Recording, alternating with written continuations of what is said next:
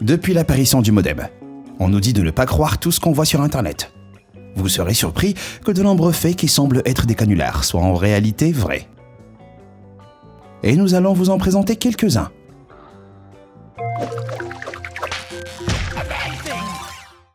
Humpty Dumpty n'est pas un œuf. La plupart des gens connaissent la comptine. Un gros œuf habillé en homme tombe d'un mur et se brise en morceaux. Tous les chevaux et hommes du roi se précipitent pour recoller sa coquille, mais sans succès.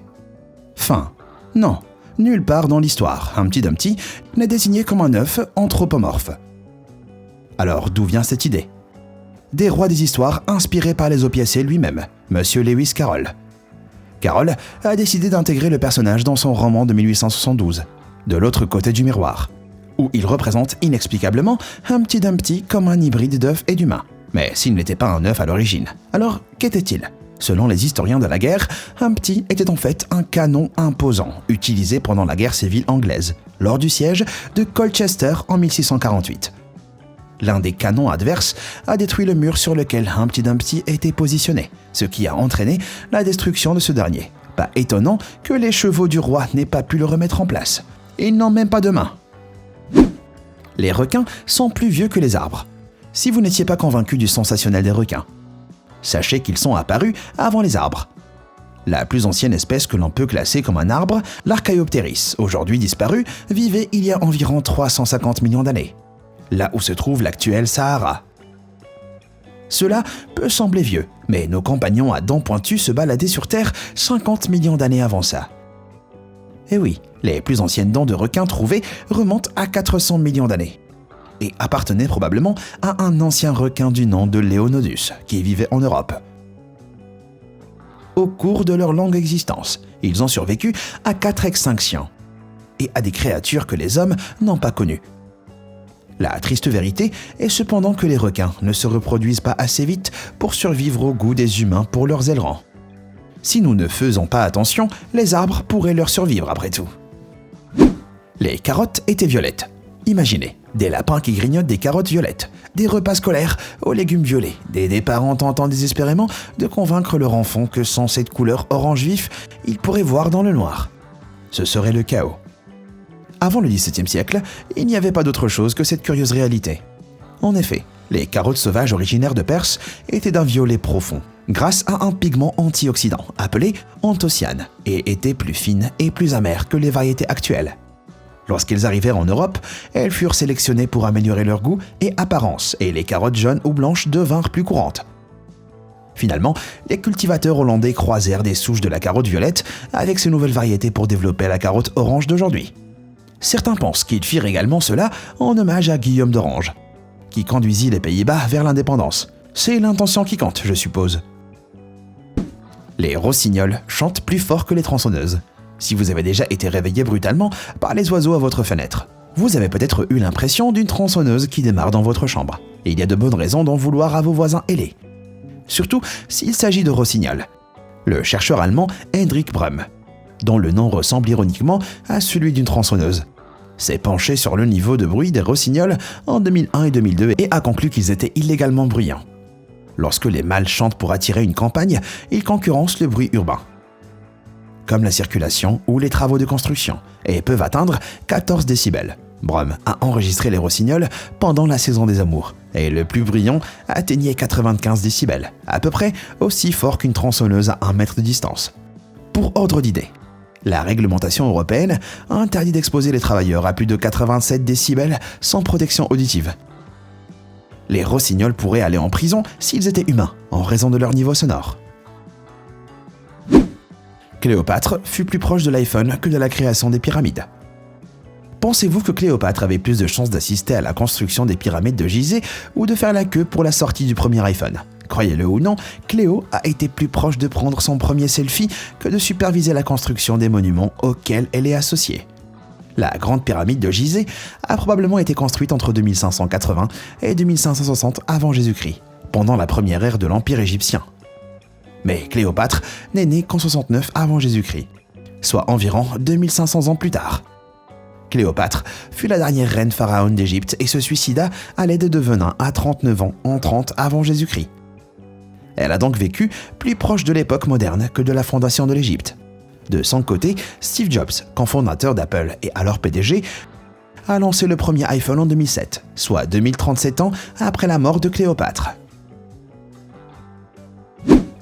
La France guillotinait encore quand la guerre des étoiles est sortie. Si ce dernier fait ne prouverait pas à quel point votre perception du temps est déformée, celui-ci s'en chargera.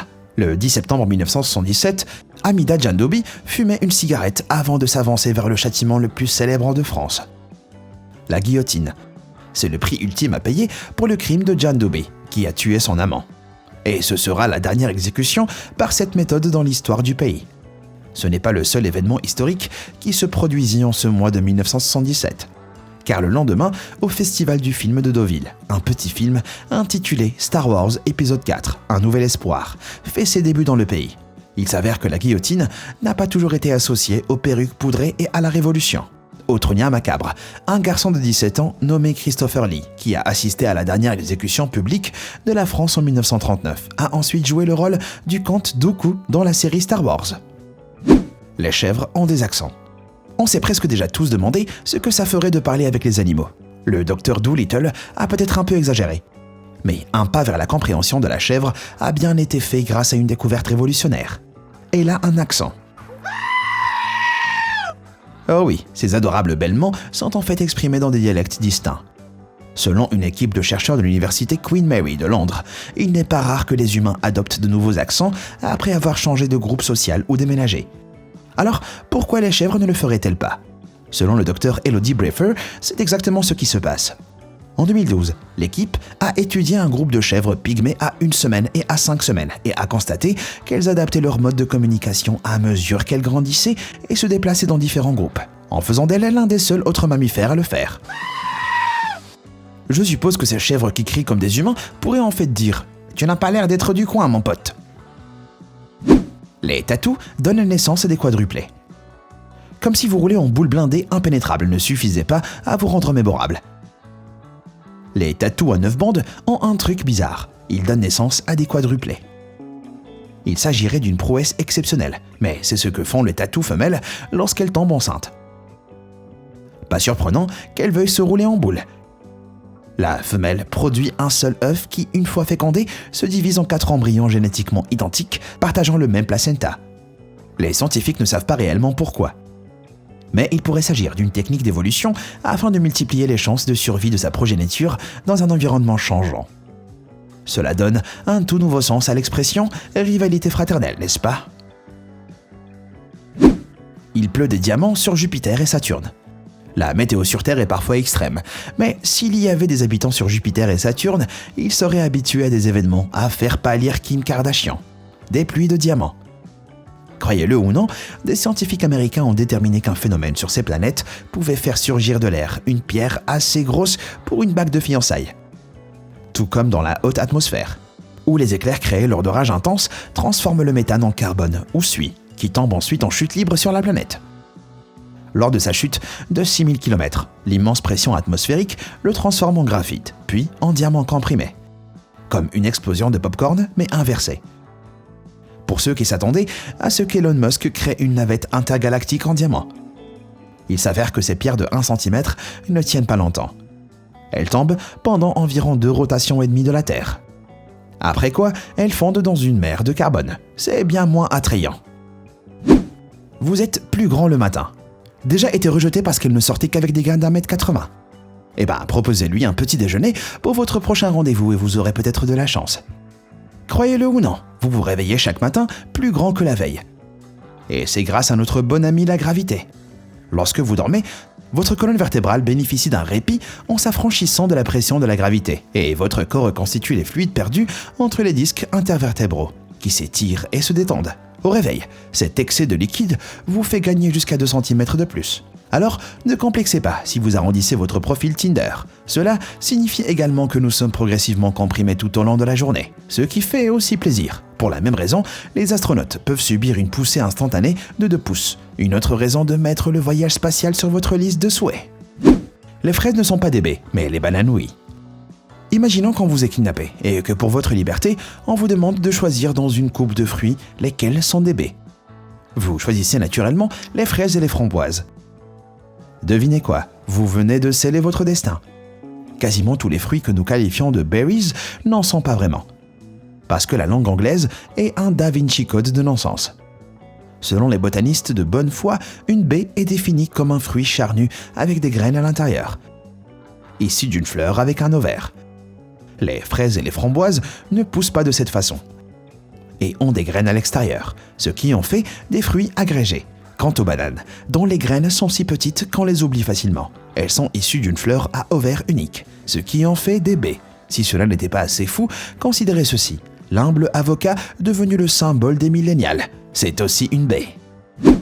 On peut fabriquer des diamants avec du beurre de cacahuète. Oubliez les grosses dépenses chez le bijoutier ou les minages en profondeur pour trouver un diamant digne d'un braquage. Prenez plutôt du GIF si vous êtes scientifique, bien sûr. Dan Frost, du Bayerisch Geo-Institut en Allemagne, a découvert des qualités bizarres de cet aliment en 2013, alors qu'il tentait de reproduire les structures cristallines du manteau intérieur de la Terre. À des milliers de kilomètres sous la surface, un processus géologique extrait l'oxygène du CO2, laissant derrière le carbone qui peut ensuite être cristallisé en diamant sous une immense pression. Frost devait utiliser un matériau riche en carbone pour tenter de reproduire ce processus. Et c'est là qu'intervient le bon vieux beurre de cacahuète. À l'aide d'un puissant piston et de conditions particulières, Frost a soumis à la pâte des pressions de 1,3 million de fois la pression atmosphérique. Et finalement, cela a suffi pour produire un minuscule diamant d'environ 3 mm de diamètre, plus petit qu'une pierre ronde de 0,25 carats. La taille n'est pas le seul inconvénient, car ce processus peut durer des semaines. Oh, et il libère également de l'hydrogène, provoquant de petites explosions destructrices. Pour l'instant, je garde ma bague de fiançailles.